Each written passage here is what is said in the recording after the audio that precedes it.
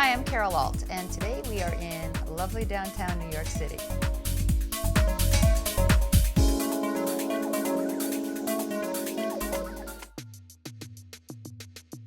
Well, you got to remember the girls today, they're coming from Eastern Europe. Their families are far, far away.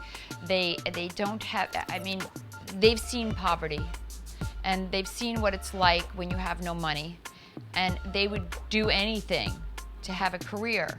And what I'm trying to tell them is that the anything that they should be doing is business anythings, being on time, you know, being properly dressed, being professional, doing what's asked of them, of course within reason.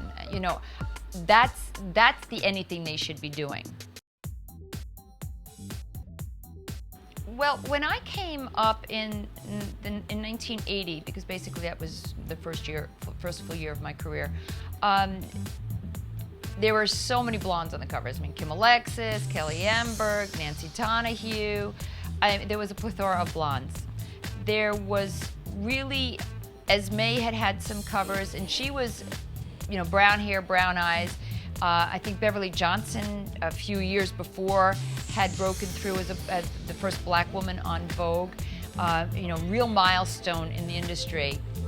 But I became really a maverick in my own right, because I did everything opposite of what the agency asked. They said, you know, all the girls have short hair, cut your hair. I said, well, if all the girls have short hair, they need that one long-haired girl. You know, you should lighten your hair, because, well, if all the girls have light hair, they're going to need that one brown-haired girl. They're going to have to represent the entire population of people.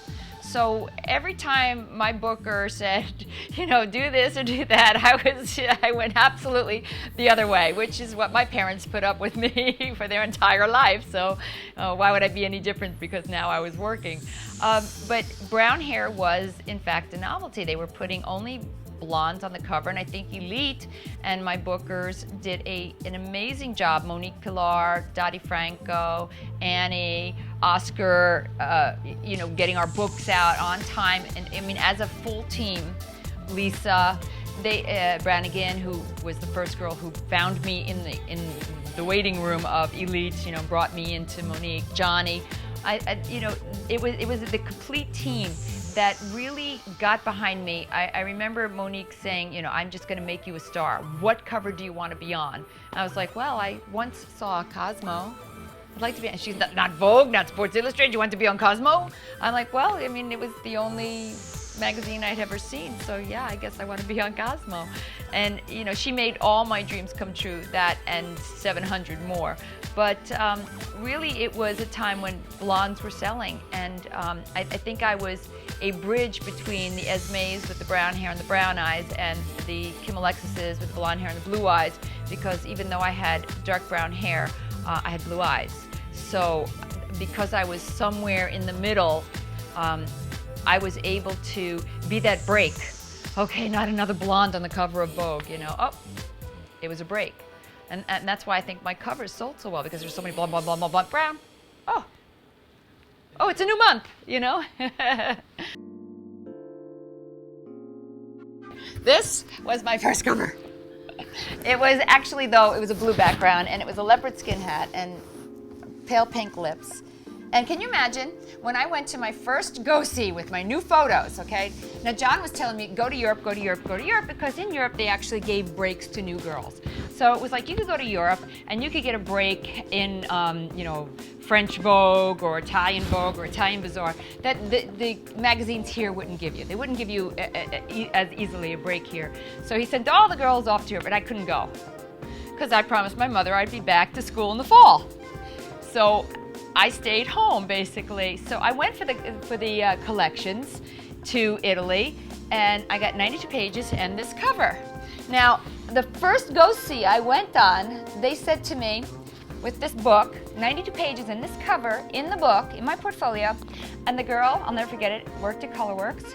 I walked in and she said, let me see your book, and she goes, well, you look okay in European makeup, but what do you look like in American makeup?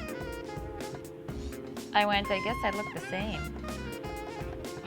I was like, thank you. figured I don't want to work for anybody who's that uncreative they couldn't imagine. I mean, like, what's the difference? Does that look like European makeup? Whatever. You come across all kinds in this business, and you really have to be patient.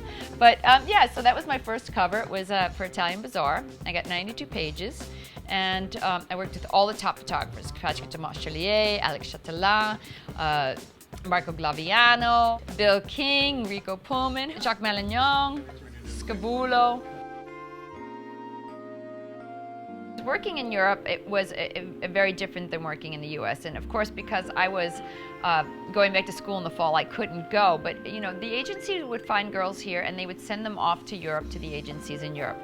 And of course, it was a very difficult thing because the girls had to pay for everything. Even if the agency laid out the money, ultimately the girls were responsible for paying the agency back. And that was a big shock to me because nobody actually tells you that. They say, you're going to Europe. And you think, yahoo, somebody's paying my trip to Europe, and it's not the truth. I mean, they're not paying your trip to Europe, and you have to pay them back. So the girls who ended up going to Europe ended up getting great tear sheets and great books, but because it was basically $150 a day to work for a magazine at that time, it really wasn't enough to pay your bills because, I mean, you weren't working every day. Maybe you get one day a week or one day every 2 weeks or whatever. So money became very tight. I was very fortunate because my decision to stay in America didn't affect me like everybody thought it was going to. John was very distraught that I had told him I didn't want to go to Europe. He really believed that my career would take off because I worked in Europe. But you have to understand that besides the fact of I wanted to go back to school in the fall, the first go-see I went on with a European tear sheet, they trashed my book.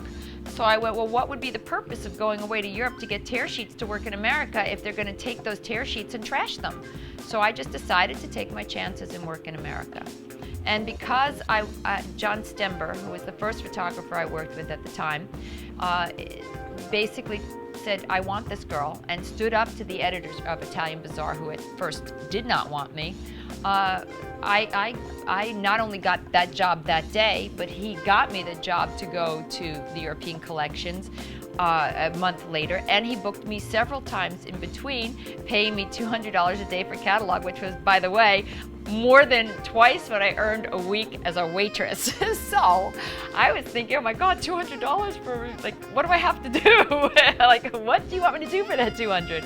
You know, just photos, right? Well, yeah, but you have to do your own makeup and your own hair. And I mean, totally the last time I had ever done, or the first time I'd ever done makeup on myself, I got into my older sister Karen, her makeup, and I like did monster blue eyes, and I thought, how am I gonna do this? Thank God Kelly Amberg, who I thought was the stylist, by the way, didn't realize she was like the face that launched 1,000 or 1 million magazines at the time, but I thought she was the stylist.